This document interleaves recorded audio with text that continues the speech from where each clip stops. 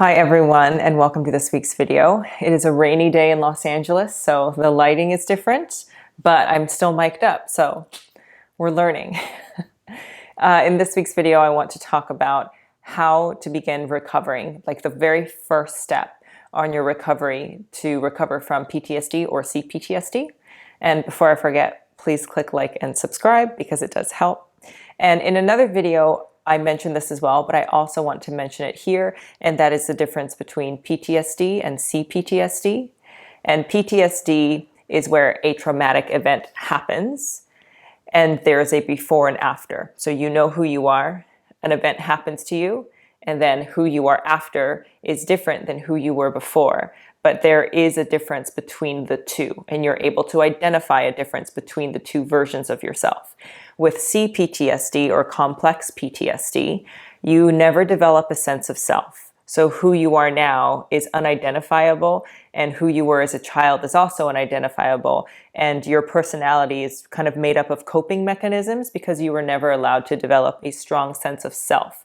So CPTSD is complex PTSD, where there's not one particular event, where with PTSD there is an event. With CPTSD, it's ongoing trauma, and so there is an inability to identify self. So that's the difference. But whether you have had an event, or for a lot of us who are here and recovering from religious trauma specifically, most of us will have CPTSD. Maybe not, but I assume. But within that, in order to begin healing from this, there is a way to do it, and that's kind of the most important piece, is that there absolutely is a way to heal from events in your past, whether it's ongoing traumatic events or one or two traumatic events. So there is a way to heal, but I want to talk about what goes wrong first and what the symptoms are of growing up in a traumatic environment, whether it was religiously traumatic or just traumatic in general. And the main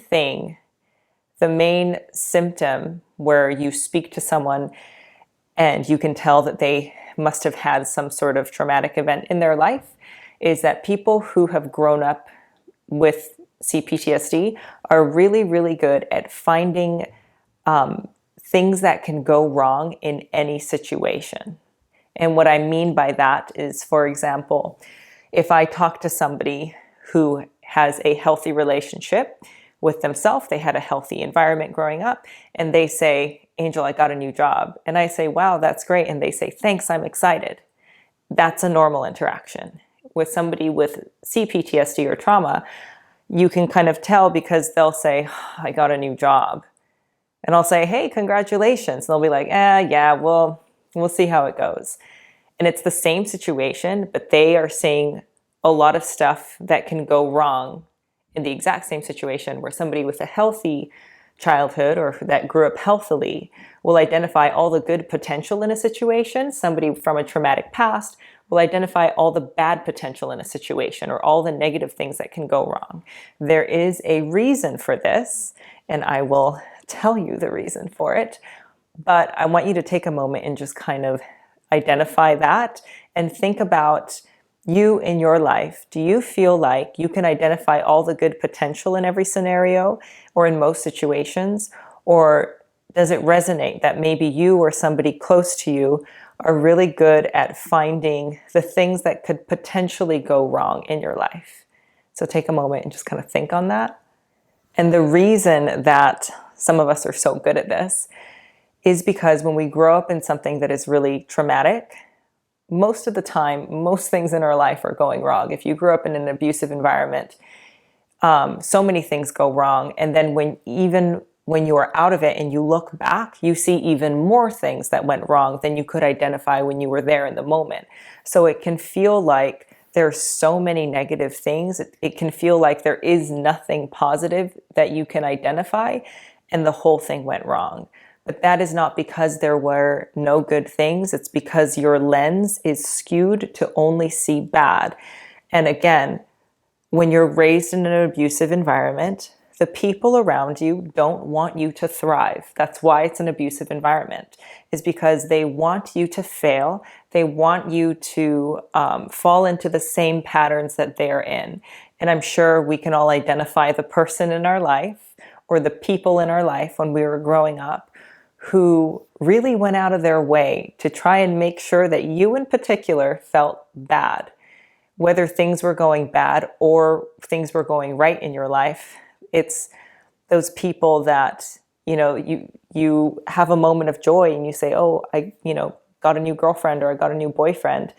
And they're like, good for you. Hope they don't cheat on you. And you're like, oh. Or something goes bad in your life and it's like, oh, I got a flat tire on my car. And they're like, you would. And it's those people who are constantly there to just suck the joy out of your life. And if you grew up in an abusive environment, or especially a religiously abusive environment, I'm sure you can identify those people who were constantly there to try and steal every happy moment from you.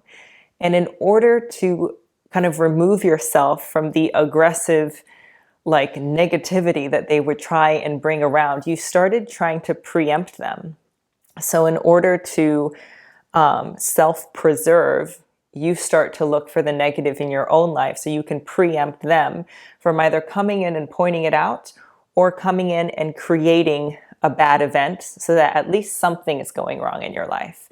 Because if you think about growing up in an abusive environment, the people who are raising you in this environment, nothing has gone well in their life. And that's why the cycle of abuse is continuing on to you, because the people who are carrying it out, their life isn't going well either. So they want your life to not go well because it feels unfair if their life went badly and yours goes well. So they are an active participant in trying to make your life miserable. And what you learn to do in order to self-preserve is to, for example, they come in and they say, I heard you got a new job. And you say, yeah, I did. It's probably going to be like terrible work hours. And I met my boss and, my boss is a bitch. And then they almost perk up because they now understand that you have started to look for the negative in your own life.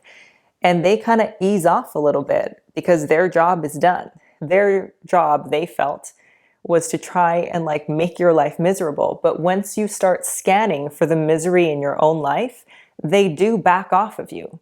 They will stop making your life as miserable as they could have because they feel better that now you're in that cycle of trying to look for all the bad and all the things that could go wrong in your life. So there's kind of a mutual agreement of you don't need to mess up my life because now I'm searching for the bad in my own life and now I'm going to start messing up my own life. And they're like, okay, great. And then that sort of weird, sinister, abusive cycle continues. So if that at all sounds familiar to you, and you're now in this place where you're trying to heal from it, but you really can't see anything going right in your life. And when you look back at your life, you exclusively see the things that have gone wrong. The good news is that at some point in your life, you began to scan for the bad things in your life, and your brain is really good at looking for evidence. So now your brain is finding all of the things that are going wrong with your life. And it's like, it's this, it's here, it's this, it's here. And you're finding up so many things that are going wrong with your life. And in order to begin healing, you have to change what you are scanning for. And it begins with the understanding that you are actively scanning for something. And so the setup of a traumatized brain is actually, I'm not going to say that because I'm not a neuroscientist. So I'm going to rephrase that. But when your brain has been brought up in a traumatic environment, you might really tend to scan for and notice all the things that could potentially go wrong. I remember talking to this woman who she had been trying for a while to get pregnant. She had grown up in a traumatic environment as well. And the baby, she had gotten pregnant and they had been going and getting their checkups and the baby was thriving. Everything was going right. And then one night she called me in a panic. The baby was she was 8 months pregnant. And she called me freaking out. And I was like, is everything okay? And she was like, no, everything looks good. And I was like, well, why are you upset? And she was like, I really think that this baby is going to be a mermaid baby. I think that it's going to have like one leg fused together. And she had like worked herself up because everything was going right. And her brain was taught that something is going to go wrong. So she had decided that she might have a mermaid baby. And so we ended up having a laugh about it, and her child is perfectly healthy. But it's that thing where your brain is so set up and it has so much evidence that things in your life will go wrong that it will make up scenarios because it's trying to keep you safe by looking for things that'll go wrong, because in previous times in your life, it has benefited you to look for the things that have gone wrong in your life and say it out to the world, so the world that you're in doesn't attack you as much because they understand that you're already attacking yourself. And when you are trying to leave this abusive environment, it's important to change the way that your brain scans for things. So I'm going to do a fun little exercise. I say it's going to be a fun little exercise. We'll see, but try this. I want you to look up into the room that you're looking at and find like a wall to a wall and just scan it and then look back down at me. So it's going to be super quick. It's not a meditative thing. It's just a notice thing with your brain. So I'm going to ask you to identify those 2 points, and you're going to look for anything blue within those 2 points. So take your head up, scan the room, look from wall to wall, and then look back at me. And as you're looking at me, just in your head, count how many blue things you saw. And then look up again. You're doing the same scan in the same space from wall to wall. Look for something blue. Do you find anything different? And then you can look back at me. Were you able to identify more stuff that was blue that you missed the first time? And then do it again. Look up, scan from wall to wall, look around, come back to me. Were you able to identify more things that were blue that you hadn't noticed before? And then we're done. That's the end of the exercise. But the point of that is that very likely you were able to find more stuff every time you scanned, or you're able to find more stuff by the time we hit the 3rd round as opposed to the 1st. And it's because your brain was looking for it. Nothing in that frame changed. So if you looked wall to wall, nothing in there changed, but you were able to see something different because you were looking for it. And so the first step on the journey to healing from a traumatic past or a traumatic event is the willingness to look for new information. So as you are looking for this new information, I invite you to start looking for the good in your life. And sometimes we're very resistant because it feels like an impossible task, because our brains are already set up to only scan for things that can go wrong. And it's a self-fulfilling prophecy that we can identify so many things that go wrong that we start misidentifying everything as things that can go wrong. And when something happens, we think, there it is. That's the thing. I knew it. I knew that nothing goes right in my life. And I think that if you are able to change your lens and think, I'm going to look for something good, or I'm going to look for something positive, and you start to scan in that same place, you'll be able to start identifying little things that have actually gone right in your life. And part of the healing process, a healthy person is able to identify good potential in a situation as well as bad potential in a situation. Whereas the traumatized brain sometimes can only identify bad potential in a situation. But in order to move forward into a state of healing, or in order to move forward on your healing journey, it's really important to start scanning for good. And that doesn't mean that you have to forgive people. That doesn't mean that now your life is great and you have no negativity in your life. That's not what it means at all.